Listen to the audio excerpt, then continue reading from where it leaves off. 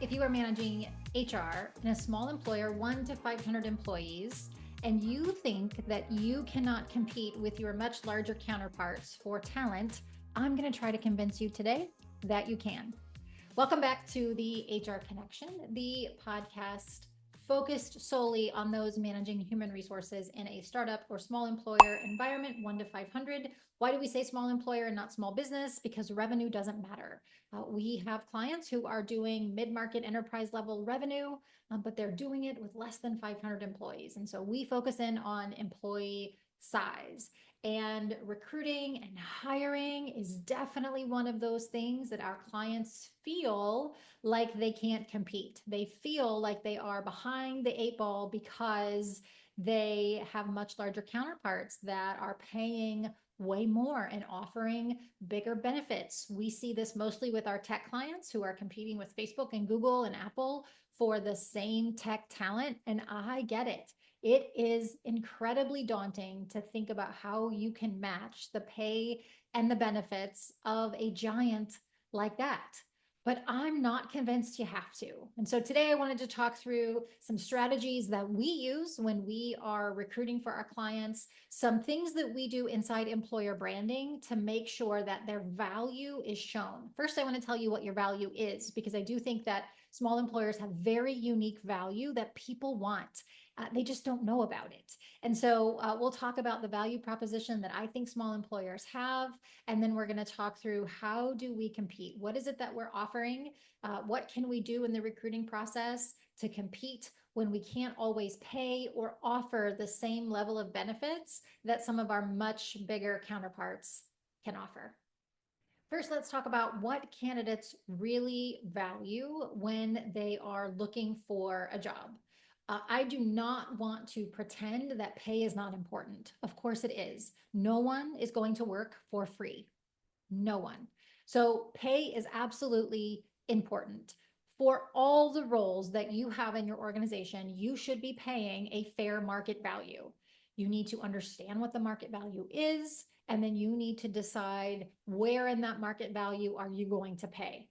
For all of our small business employers, we suggest paying at least the 50th percentile. If you've ever seen compensation studies, compensation structure, you know that they usually report out at a 25th, 50th, and 75th percentile. We never recommend paying below the 50th percentile. If you need to pay below the 50th, you may not need the role, or you may need to look at some other alternatives that you can do. So paying at least at the 50th percentile, and of course, from there, as you can pay higher, you should absolutely do that. But making sure that you have a good compensation strategy and that you are paying fairly for the role is the most important thing. It doesn't mean paying competitively. You do not have to take your competitors and find out what they're paying, figure out what they're paying, and then match that or go above it. You have to be able to understand the entire package that you are offering. So, yes, what do candidates value? They need pay. Of course they do. They need to be able to pay their bills. But as long as you know that you are paying a fair market wage for the role, the area that the employee lives, not necessarily the area that you are operating in, as long as you know that you are offering them a fair market wage, that you have a mechanism for consistent cost of living increases as appropriate, and you know that you are not creating an environment where they are not able to even live on what you're paying them, then that's what you need to do in compensation. Do not think about what your bigger counterparts are doing. You can't match it. You're not going to be able to match it. And if you try to match it for this role or that role, then your compensation is going to be all over the place. That is not sustainable. So 50th percentile is our recommendation. That's the floor. That's the bare minimum. And then you go up from there as your budget allows. And if you can't do that, if you can't do the 50th percentile, you may not need the role. You need to look at something else. Okay, let's talk about what else they value. We always think of benefits, of course. We want to be competitive in pay and benefits. Benefits is another area. I don't think you have to match your competitors. We, inside this business, we have 8 employees. We offer a Coursera, which is a qualified spending employee health reimbursement account, I think is what it's called. I am not a benefits expert, but that allows all of my employees to be reimbursed for medical expenses, not just premiums or copays, but also just visits to a pharmacy and cold medicine and those sorts of things. It was right for my business because all employees can participate, whether they had benefits through a partner or not. And budget wise, I was able to set an amount that they could be reimbursed. It works. I didn't feel the need to have full, robust medical, dental, vision plans. And I don't think, depending on your size, you should either. Now, certainly in that 1 to 500 range, as you increase, as you're into the hundreds, you should be able to afford some standard benefits. Even at the 30, 40, 50 range, you should start to be able to afford some standard benefits. But even smaller than that, I don't think you have to. And I think that you can get really creative in how you offer benefits. And again, not looking at your larger counterparts and thinking that you're going to have to compete with that. And let me give you an example. My husband works for a very large, multi-billion-dollar firm, a retail firm, and they have thousands, tens upon thousands. This is a global, well-known name. If I said the name, you would know it. And they have tens upon thousands of employees all over the world. They have phenomenal benefits. They offer phenomenal benefits. And why?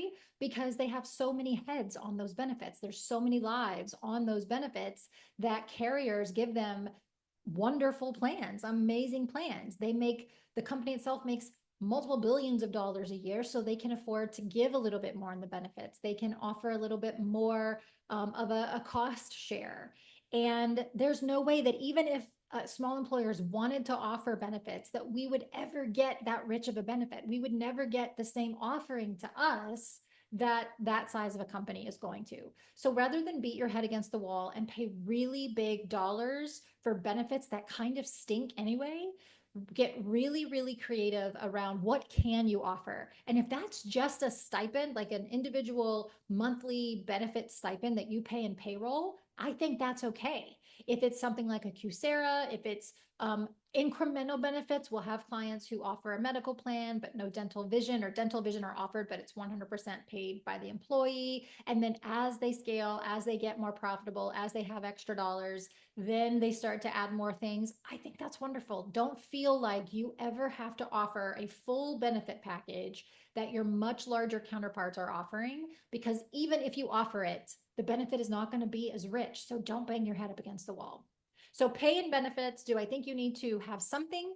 Yes. Do I think that you need to kill yourself trying to compete with the much larger outfits? No way. You're not going to. So stop trying. Let's think about the things that are beyond pay and benefits that candidates really find valuable.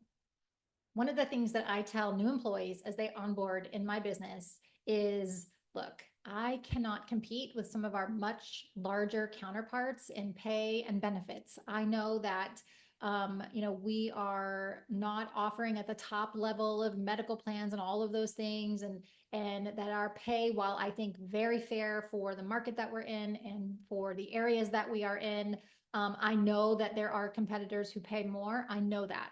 I can't give you those things right now. What I know I can give you, what I would put my business against 50 others, is the ability to learn things that you would have never otherwise had the ability to do.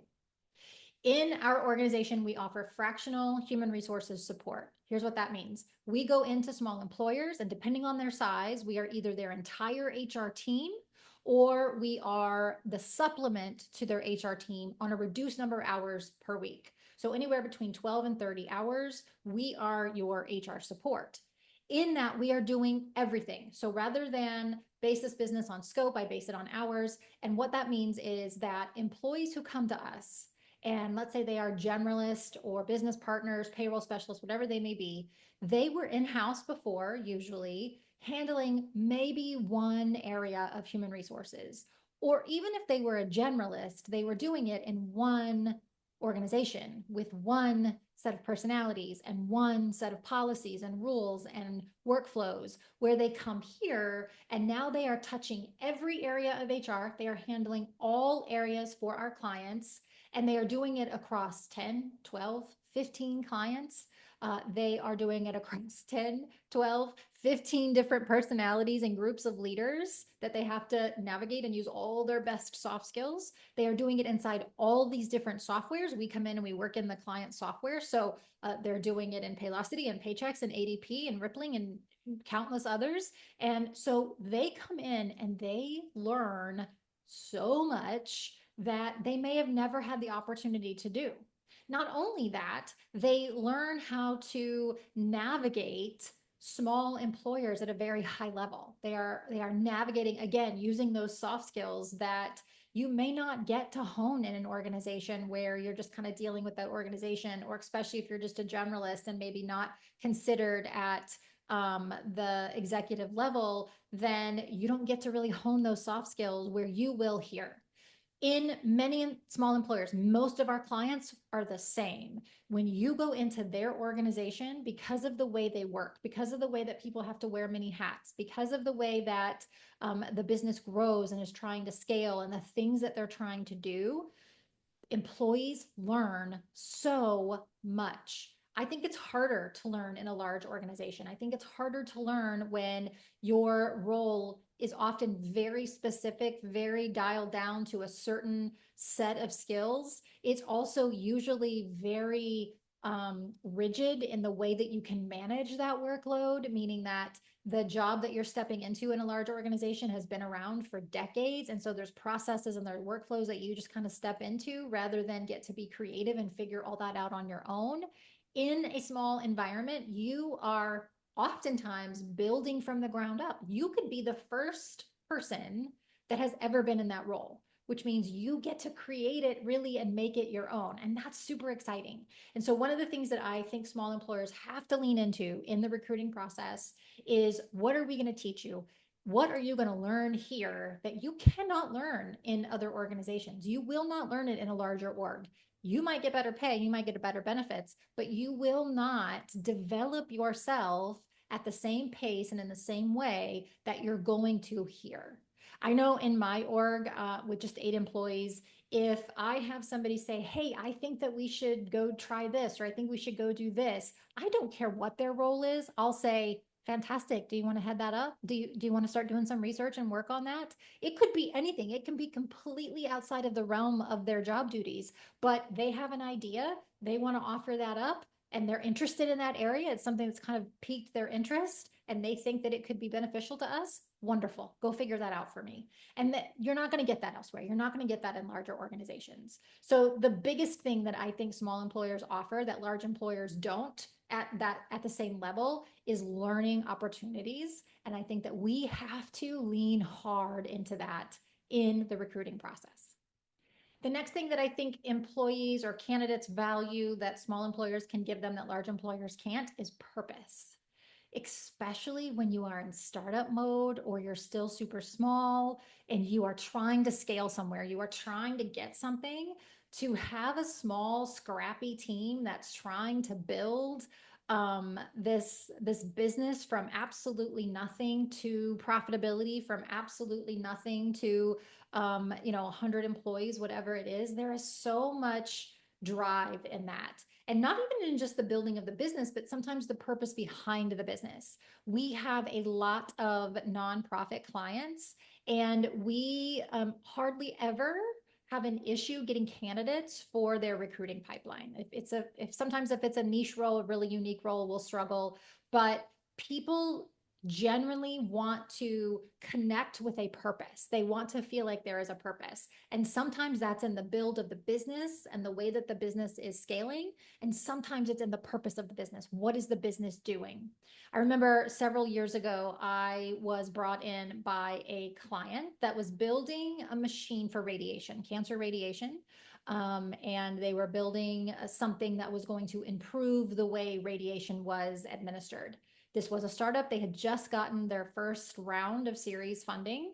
And they had just made the appropriate hires, the right hires for that. And I was brought in to clean up a recruiting and onboarding process and build some of the basic infrastructures that they needed. This is back even when I was by myself.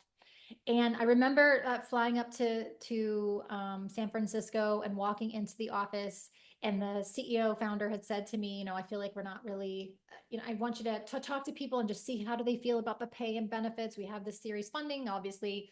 I've got dollars earmarked for payroll, but I just want to understand where people sit on things.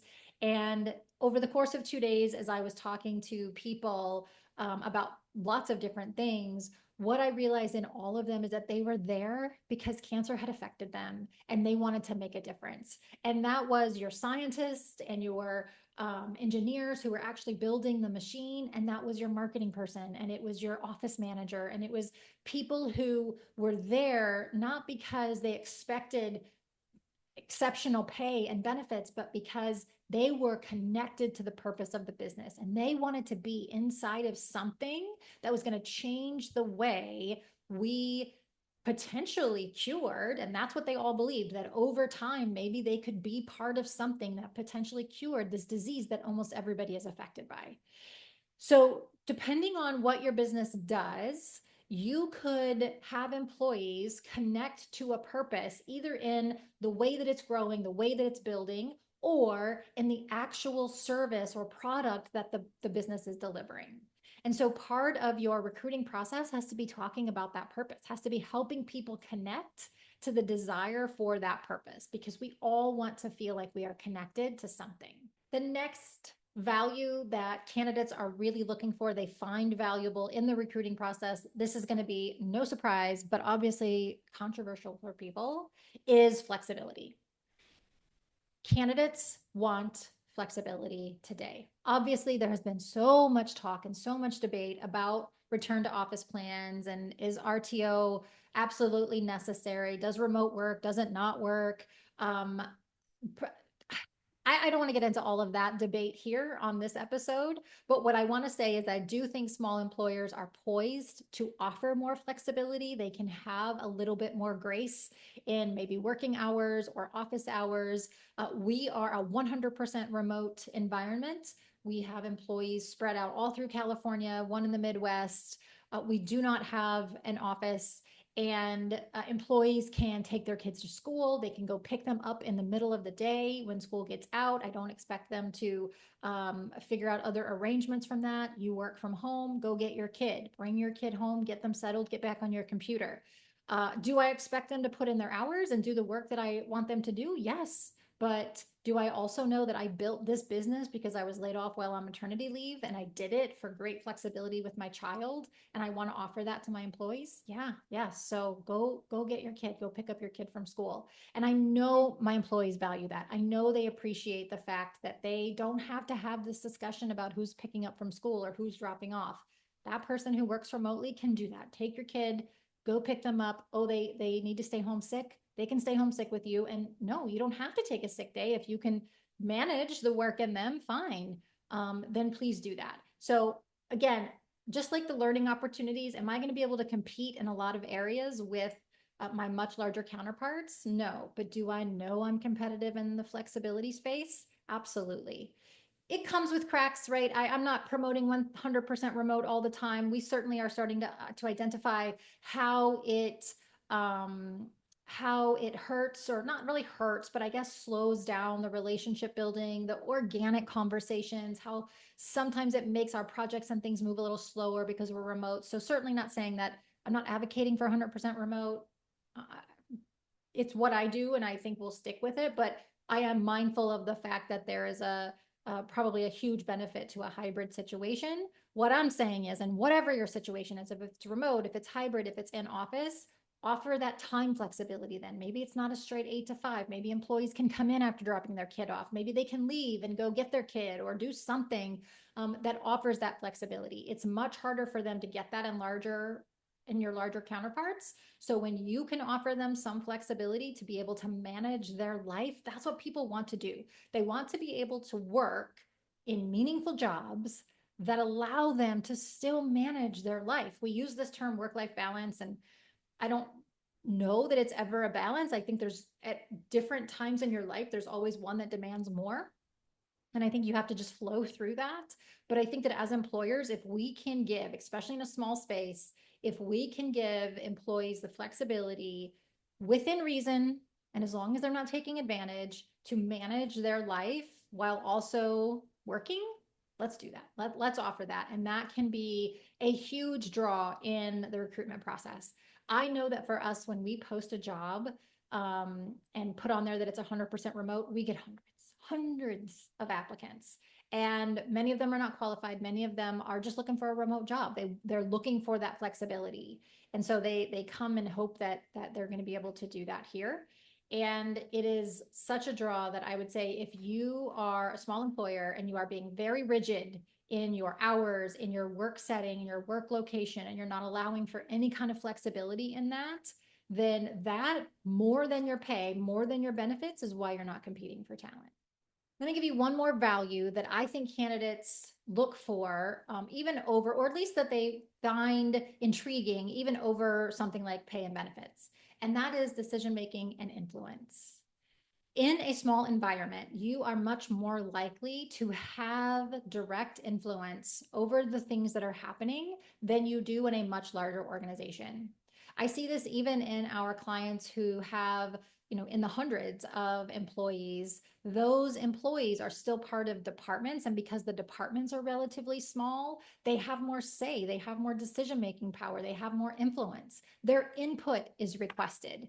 If we are going to roll out, and we certainly suggest this to all of our clients too, if you're going to roll out something that impacts all employees, get their feedback. Get their feedback before you roll it out, get their feedback after you roll it out and have tested it, rather than just do this top-down situation. In a small employer, it's much easier to get input. It doesn't mean that everybody gets the final say or that everybody has to buy in. That's certainly not what I suggest. But it is a good idea to get feedback or input on things and make them feel like they are a part of the process rather than just the process as being spit out to them and they have to follow it. And that is much more organic, and that happens much easier in a small employer. And I think that employees, especially who have been in a big business space for a long time, could really be looking for where they can make an impact, where they can actually have some influence and some decision-making ability, or at least input on it. And that comes very easy in a small space.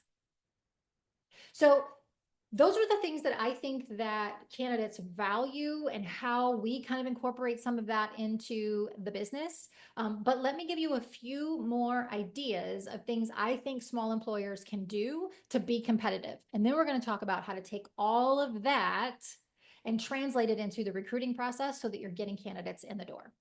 So the good news about recruitment strategies is that they are also often retention strategies. So you are kind of hitting two birds with one stone there, where you are doing something to attract candidates, but that same thing also maybe keeps people in your business.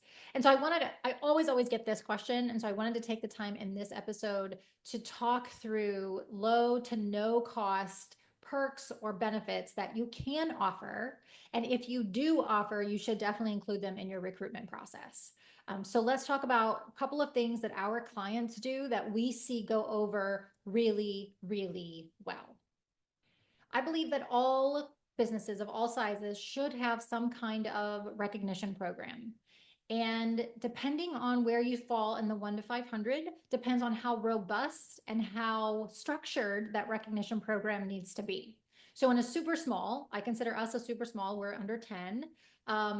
Things like just some peer-to-peer recognition, we use GChat, and so just going in there whenever we can and shouting out an employee, or if I get positive feedback from a client, I will go straight to GChat and make sure that I share that with everybody, tell them what the client said, who the employee was. So your recognition program can be as small as just some peer-to-peer shout outs or some leadership shout outs. That starts from the top down. So if you're wondering how to start that, it's very simple. Just start doing it. Just have your leaders start doing it and encouraging others, and it will flow. So peer-to-peer recognition in a small environment can be very simple, no cost. It takes 5 seconds usually to shout out somebody. We will sometimes do just full appreciation days where I'll put in the chat, who do we appreciate today, or who do you want to shout out? And we will make sure that we are doing that just so they get that recognition. We celebrate birthdays, we celebrate anniversaries. That's really low hanging fruit. It's really easy things to do that are fine. They're enough of a recognition program that because it's a small environment, that person even feels a little bit more special. If you can imagine shouting out a birthday in a room of 40 people versus a business of 4,000 when it's just an email or a chat, it's a bigger deal when you're in that smaller space. And so peer-to-peer recognition, leadership to employee recognition, of course, but doing that publicly, anniversaries, birthdays, if they're okay. Some people don't want to celebrate their birthday, and that's their choice. But anniversaries, birthdays, where you can, celebrating those things, and making sure that you're just showing appreciation as often as possible. Some of our environments are stressful. They're really, really stressful. And saying a thank you, showing gratitude can help ease that stress a little bit. So, what do I think employees, what's a low cost, no cost thing small employers can do that adds value? They can have a recognition program, more robust as you get larger. So as you have the budgets for these types of things, your recognition program can then include gift cards and lunches and employee events and things like that. So as your business grows and you have more budget to be able to allot to that, then of course you add more to it. But at the very basic, and no matter how small you are, it's easy to do peer-to-peer, just shout outs, just appreciation for work that somebody is doing. Volunteer days. So I don't know if this is because we're in California, but many of our clients have volunteer days and they always go over really, really well with employees. And this is where you give them 4 hours, 8 hours, whatever of PTO that they can go and volunteer. We actually see it two ways. Some clients will just give 4 or 8 hours of PTO and they will allow an employee to take off whenever they want to go and volunteer at something, whatever a volunteer place of their choosing, or they will do group volunteer projects. So they will form committees and groups and let people volunteer to sign up to maybe go do Habitat for Humanity, or around here, there's a lot of course, ocean cleanup, that sort of thing. So volunteer days, not something in my big business life that I think we even had. Maybe because we were so large and giving all of those people that time off might be difficult, but a lot of our small employers offer that, and employees really seem to like it because it allows them to disconnect for a day, still get paid for it, and be able to go and feel like they are contributing to something. So any of those types of days that you can give, volunteer days, mental health days. I have many clients and I have the same philosophy. I've had many CEOs over the years come to me and say, I can't pay at the top dollar. I can't offer the best benefits, but I can give time off. And I believe the same thing. We for the first time last year shut down for the holidays, the week between Christmas and New Year's here in the States. We shut down and it was amazing. It was so nice for the entire team to be able to have that break. And so volunteer days, times like that, extra holidays, we have many of our small clients offer all holidays, every holiday. If the bank would be closed, they are closed. And so rather than just your big 6 or 8 or whatever the bigs are, they're offering all of them: Martin Luther King Day and Juneteenth and Indigenous Peoples Day and all of the extra days that people don't always give off, or that businesses don't always shut down for. We have many clients who do. They offer every single one because, again, they feel like that time off is a way to add value, to give people a break, to recognize we're really thankful for the work you're doing. We realize sometimes we ask you a lot, so we're going to give you the space to breathe a little bit. I think that's a huge value add, and that's something that's really easy. I get it that paying people for a closed day is a budget concern. So you do have to do the math and see what you can afford, even if you can give them a floating holiday. We give a floating holiday around their birthday. A floating holiday, just one extra thing can make a difference in your overall value proposition that you are giving to employees. Two more offerings that we see our clients delivering that employees really seem to like. And those both fall into the stipend category. So we have a lot of clients who offer professional development stipends. So that is where employees can go and take a class or a webinar or something. Some of them are as low as $250 per employee. Some of them are up to $1,000 per employees. So stipends for professional development, or just a budget for professional development that allows employees to go do something that they're interested in.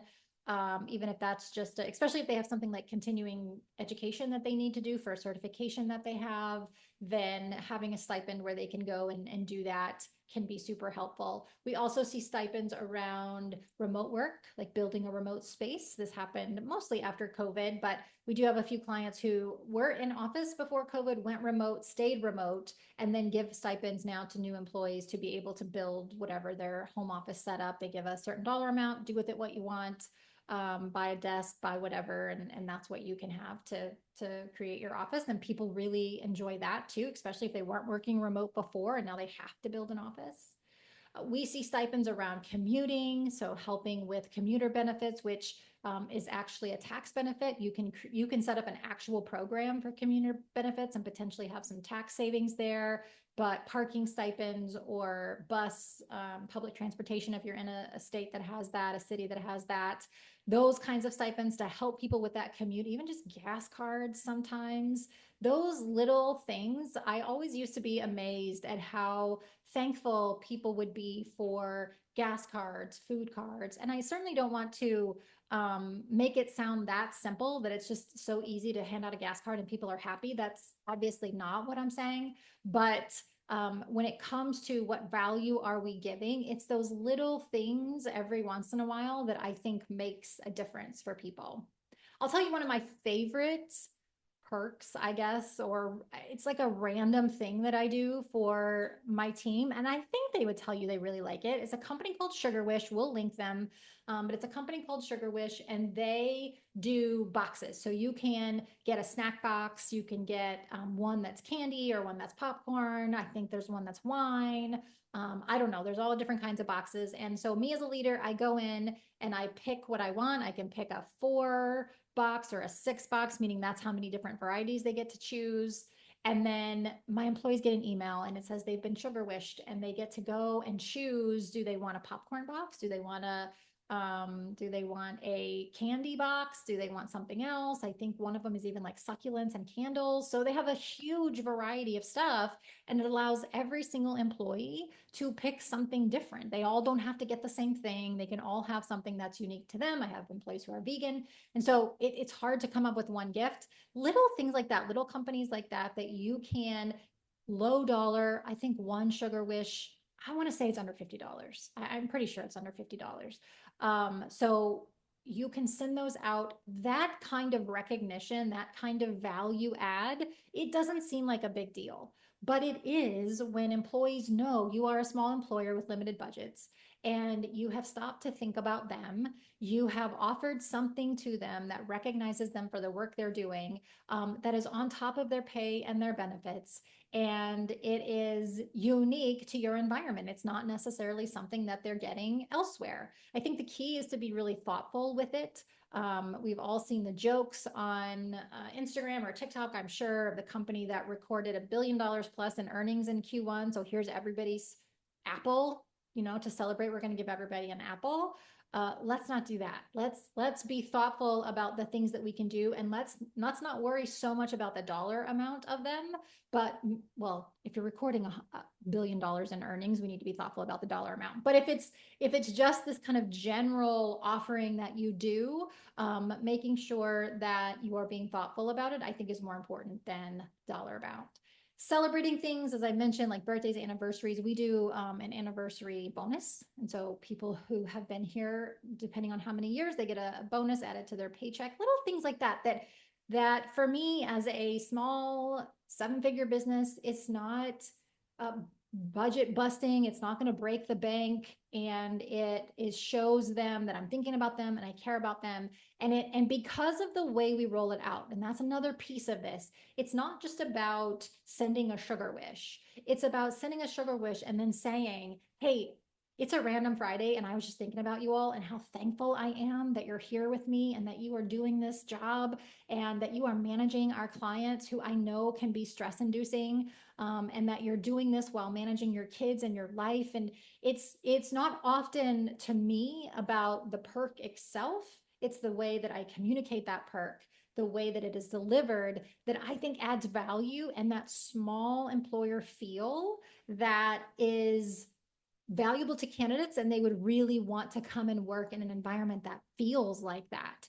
I compared working in a small employer to working in a small business in an earlier episode. Nope. I compared working in a small employer to living in a small town in an earlier episode. And I think that part of why people love living in a small town is that camaraderie piece, right? You feel like people care about you and they know who you are and they want to help you and they want to develop with you. And there's some nuance to that, of course, but I think that you have that in a small employer too, where it's not so much about these big, lavish offerings, but these smaller pieces of gratitude, or this extra day off, or this extra flexibility, this extra week that we're going to close that our large counterparts can't do. They can't close for that week because we're talking thousands of employees, but we can because it's really not that much of an extra burden on our budget. When you're doing those things, that's how you set yourself apart in the value that you are offering to candidates.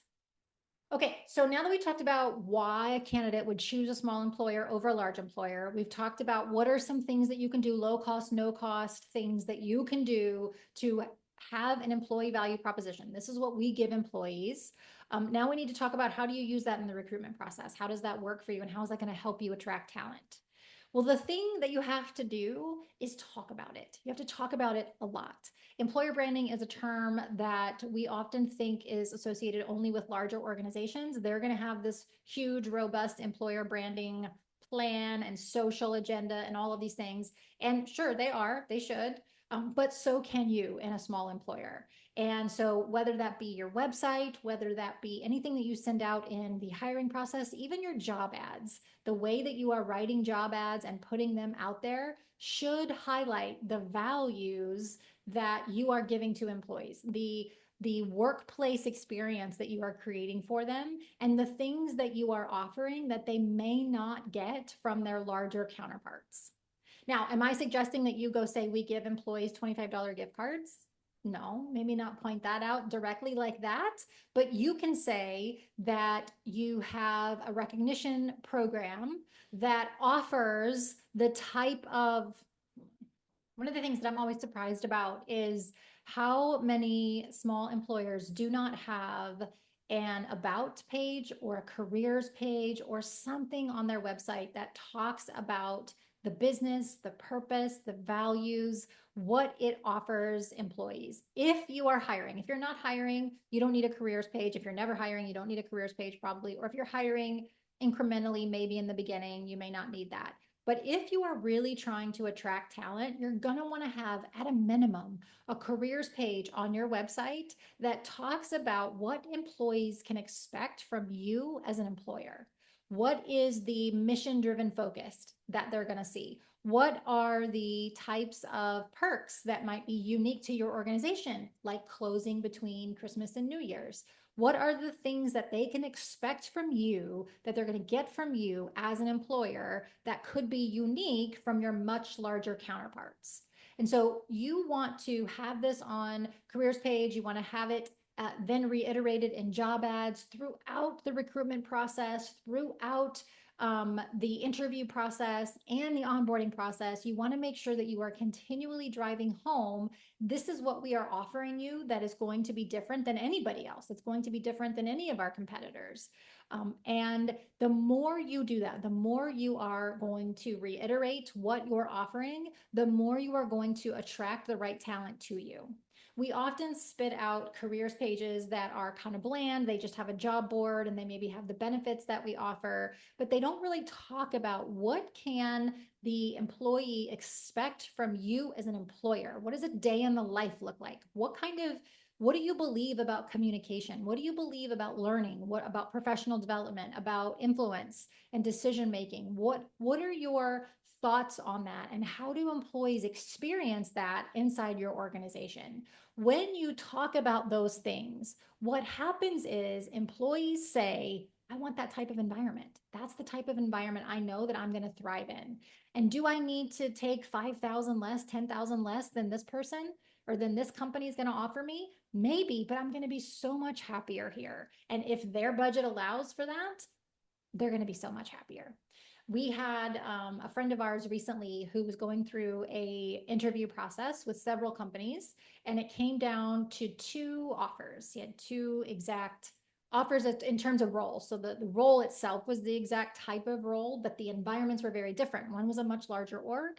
It was offering $20,000 more in total comp. So not in base alone, but in total comp, between a little bit extra base, better benefits, bonus program, that the way that theirs was set up, it was going to be about 20 grand in total comp, than a much smaller org. So we're talking the first org had, I think, 10,000 employees, and the second one had about 375, if I remember correctly. So $20,000 over here in total comp. But this smaller employer was hybrid. The large employer was 5 days in office with about an hour and a half commute in California. So hour and a half on a good day. The smaller company was remote, hybrid, 2 days a week in office with about a similar commute, but only 2 days. It offered professional development opportunities. In the interview process, they told him about all the things that he was going to learn, because he was the first person to ever have this type of role at their organization. And so he was going to be effectively building this from the ground up. And so long story short, he took the smaller org. The 20,000 wasn't enough for him to want to commute 5 days a week, to want to go into a large team where he wasn't going to be heard or valued. He was going to be given kind of a playbook of how to do his role, rather than go into the smaller org where he was going to get to create everything from the ground up.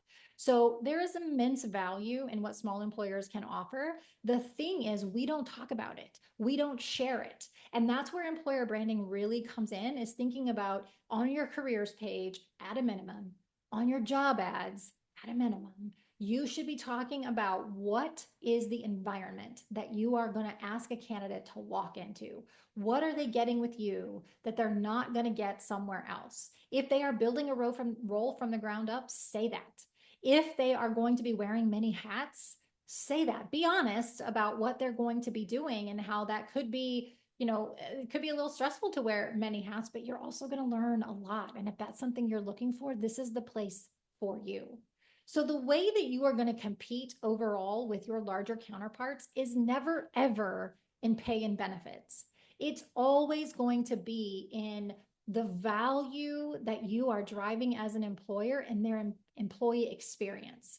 That what you are giving them, how they feel about the work they're doing, how connected they are to it, how driven they are by it, and those little nuanced things like peer-to-peer recognition, and big celebrations for birthdays and anniversaries and new babies and marriages and whatever it is that you might celebrate. Those little things that add up over time, that make you feel like you are a part of something.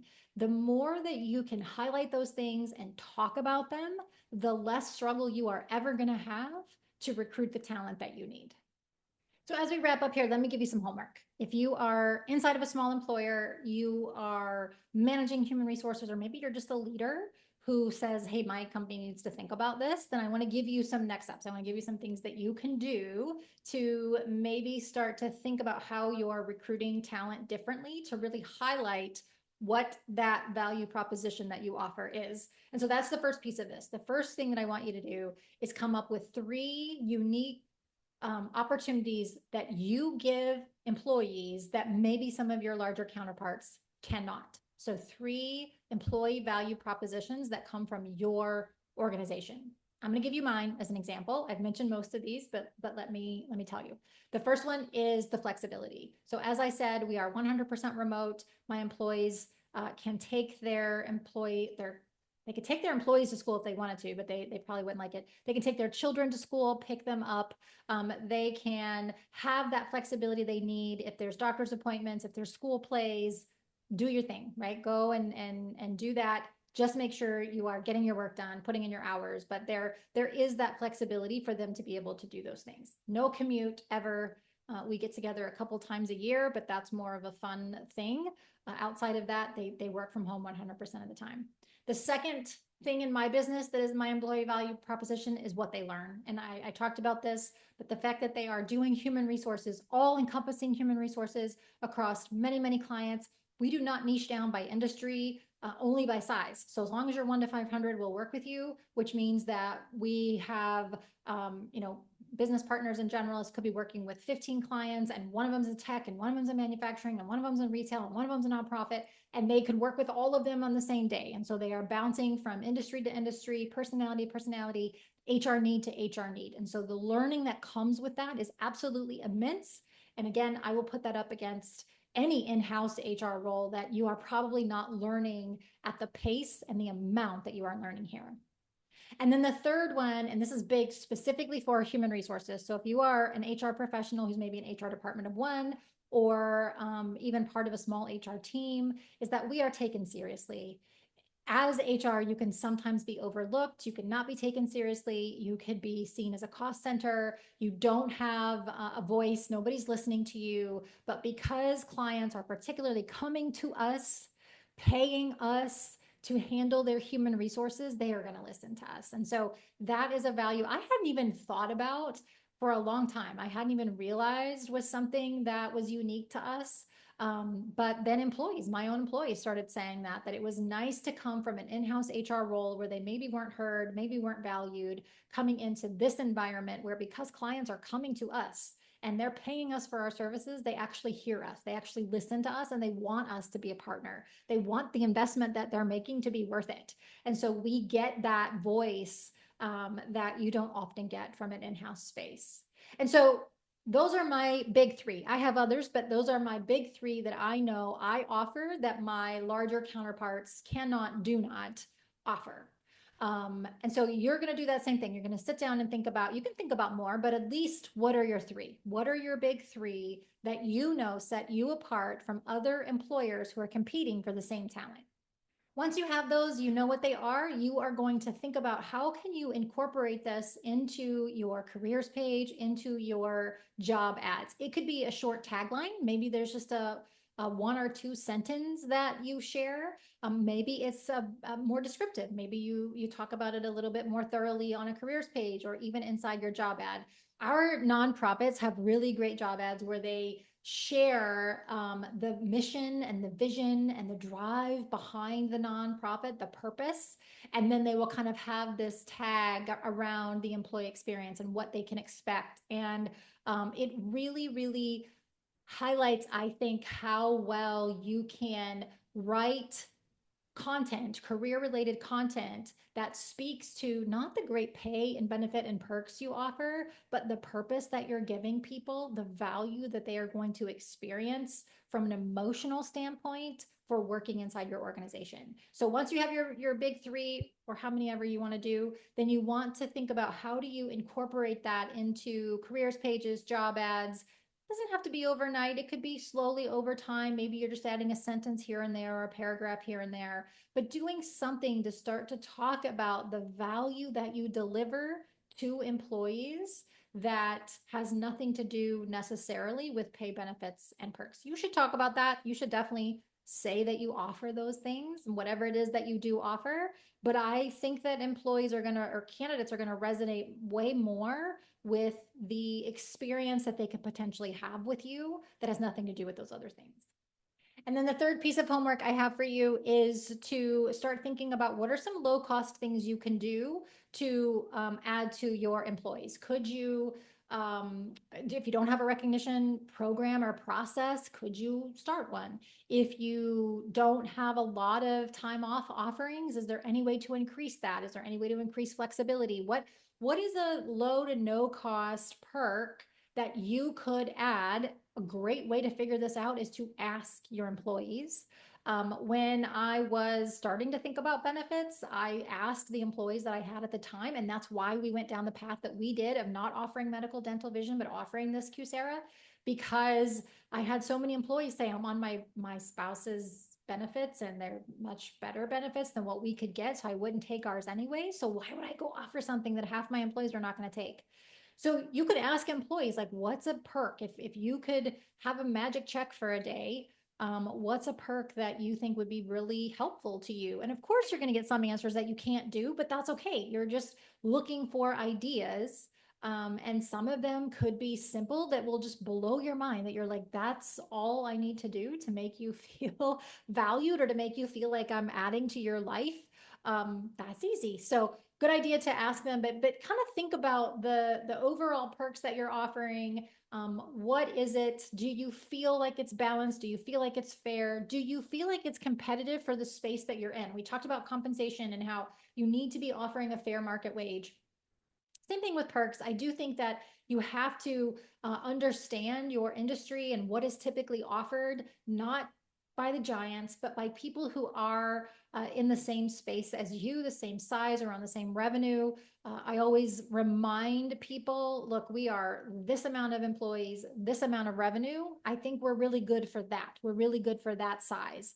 Are we great for a 1,000-person team that's doing $100 million? Of course not. But am I really good for the size and the revenue that I'm at? I think so. I think we're pretty competitive. So that's what you need to keep in mind is you're not competing against the giants. You can't. You are just competing against the same space that you're in. And when you're looking at 1 to 500, it's really small. Don't even try to compare yourself to 1 to 500. If you are less than 20, compare yourself less than 20. And if you're less than 100, compare yourself less than 100. Make sure you're staying really close so that you know what is being offered and what are some things, maybe some easy, low to no cost perks you can add that in lieu of pay and benefits might make somebody feel valued. It might make somebody want to be in your environment over your much larger counterparts. As I said, the good news about this is that recruitment strategies can also be retention strategies. So all of the things that we talked about today are things that are also going to help employees stay. And one of the biggest burdens in a small employer is when you have employees leave.